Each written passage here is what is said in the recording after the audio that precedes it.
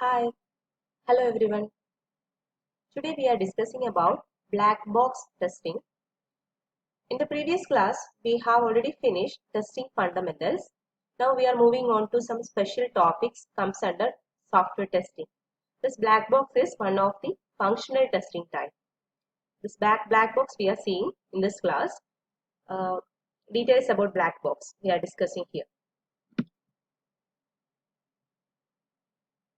In this session, we are covering this much topics: black box, what it is, what are the process of black box testing, what are the types of testing, steps involved in it, tools used for black box testing, and the techniques. Black box is actually, you can see in the picture, this is a black box. There are input and output. This is actually the process happen in the black box testing. Here the black box can be any software system that you want to test. For example, it can be an operating system like Windows, a website like Google, or a database like Oracle or MS SQL, or even your own application. Under this black box testing, what we are doing is, here we will test the application by just focusing on the input and output without knowing anything about the internal details. That's why this name black box. The box will not show its content. That is the basic idea of black box testing. This is actually the definition of black box testing. It's defined as a testing techniques in which functionality of the application under test is tested without looking at the internal code structure, implementation details, or the knowledge of internal path of the software. This is based purely on the SRS, we can say that. What are the customers' requirements specified? That requirements only we are testing in this. And just focus on the input and output without bothering the internal details of the product. There are different names available instead of this black box. Black box can be named in another way. So it has some alternate names. Behavioral testing is same as black box. Outer external testing is same as black box. Data driven testing is another name. And box testing. Black box can be named in any of these ways. The major features of black box testing are this. This black box is mostly done by tester, not the developer, and it is performed at the later stage of testing process. That is, at the end of the testing, we are conducting this black box, and it will not take much more time of the tester. It is very less time consuming testing type. Here the major referring source is SRS. With the SRS, we are conducting this test. SRS, as you already know, this is a software requirement specification. The specification we are collected from the customer. With that document, we are conducting this test. Here we are actually testing the graphical user interface. That are the major features of black box testing. This black box testing answers this following questions. Like, how is the functional validity of the system is tested here? How are the system behavior and performance test? What classes of input will make good test case? Is the system particularly sensitive to certain input data? How are the boundaries of data classes isolated? What are the data rates and data volume can the system tolerate? Finally, what effect will specific combination of data have on system operation? These all things we are covering in this black box testing. That is, there are different type of testing approaches under black box testing that will cover or that will answer all these questions. Okay. And mostly this black box testing covers or identifies this much type of errors, like incorrect or missing functions. This will identify interface errors, errors in data structure, errors in external databases or data sources, behavioral or performance errors, initialization or termination error. These are the classes of errors black box testing identifies. The major process or the process behind black box is this.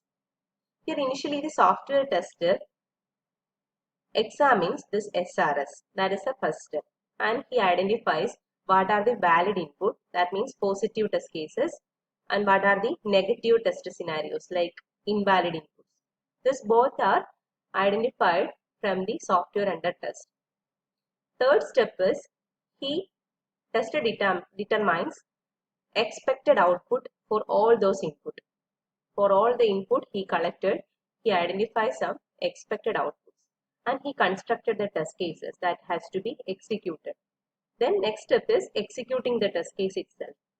After that, he will get some result, right? So next step is he compares actual output with the expected output. Both are compared, and if he identified any defects or differences, he has to fix that and retest. This is the actual process happen behind black box testing. Every software tester will execute black box by following these steps. There are different types of black box testing available, or black box testing can be divided into three: functional testing, non-functional testing, and regression testing. This we already covered in the previous class. There are different tools available for black box testing in the industry. One is QTP. QTP is a Quick Test Professional tool from HP. Selenium is another tool. These two are functional or regression testing tools. Non-functional testing black box tool is Load Runner and JMeter. These are the most commonly available tools for black box testing. Black box testing techniques can be divided into four types, or there are four or many types of black box testing available. The major ones are this: graph-based testing methods. Second one is equivalence class partitioning test. Third is boundary value analysis test, and final one is orthogonal array testing. These four are we are discussing here. These are the major black box testing techniques. Okay, shall we move to the first one? Black box, graph-based black box testing. This graph-based black box testing, as the name implies, it is based on a graphical representation. This is also known as state-based testing. Here we will first build a graph model of your program under test, or software under test. We are converting that way graph form, graphical form, and then tries to cover certain elements in the graph model. That is the actual process behind graph-based testing. Usually graph is used because most of the computer science applications graph can be used very well. That is for data structures and or to study the programming structure. Graph is very useful structure. That's why this graph-based test also one of the most commonly used black box testing method. The steps to conduct graph-based testing is you have to build a graph model, as I said before, identify the test requirements, select the test path to cover those requirements, finally derive a test data so that the test path can be executed. These are the four simple steps to conduct this graph-based testing. To understand very well, I will give you an example later. To conduct this graph-based testing, I mentioned that we have to create a graph, right? To create a graph, there are easy steps. What you have to do is, from your programming segment, you have to identify what are the major objects in the programming data. That objects become the nodes of the graph. Objects are converted to the nodes. Nodes means a circle showing the vertex of the graph. Second step is you have to identify the relationship between the objects. There are some relationship between the object that you have to identify next. That becomes the links in the graph. Links in the sense edges of the graph. And the properties of the node become the node weight, and characteristics of the link become the link weight. These are the main things you have to identify from your program. And the link or the relationship can be in indirect relation. It can be directed. Directed means bidirectional also. Directed means from one object to another, a one-way relationship only. If there is a two-way relationship, it will be represented as a bidirectional arrow. And if there are multiple relationships between the same two objects, we will represent that with a parallel undirected lines. So these are the basic things you have to understand before drawing or before conducting graph-based testing methods. This is actually the representation of a graph-based testing. There are different objects. We will represent their relationship with a link. Here you can see some undirected link is there, directed link is there, parallel link also is there. Nodes are identified with a circle. So nodes are always represented with a circle.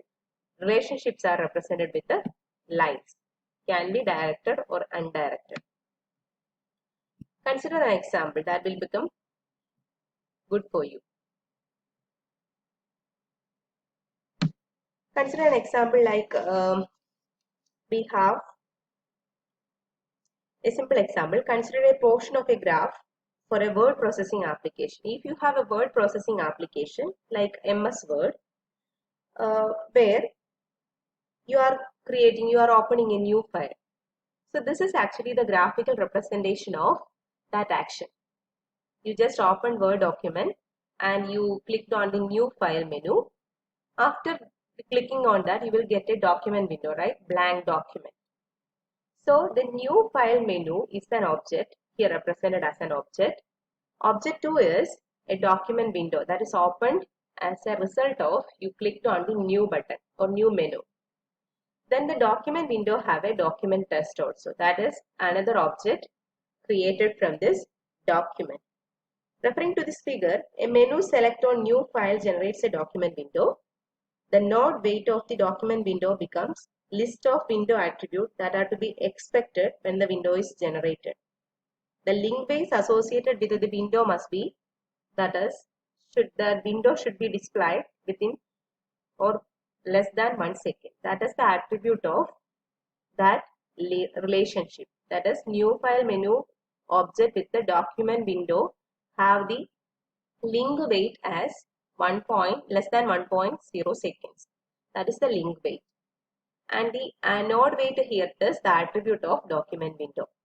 Likewise, we can represent any programming segment and we can check that whether the relationship is okay or not. That we are checking in this graph-based testing method. Is the relationship have any problem? If the objects are distributed correctly or not? That all things we are checking in the graph-based testing method. And this graph-based testing method is applicable in different ways. It can be used in a transaction flow modeling. There we will represent nodes as transactions and link as logical connection between steps. Same can be applied in a finite state modeling situation. There we will identify nodes as the states of the software, link as the transition from one state to another. Another is nodes. This graph-based techniques can be used for data flow modeling application, where the nodes are the data objects and links as transformation that translate one data object to another. Another one is timing modeling. Timing modeling where the program objects can become the nodes and links as the sequential connection between those objects. So, graphical based testing method is one of the black box testing methodology. This is applicable to all these areas. So, it is very simple method, very simple to test the interconnections of the object.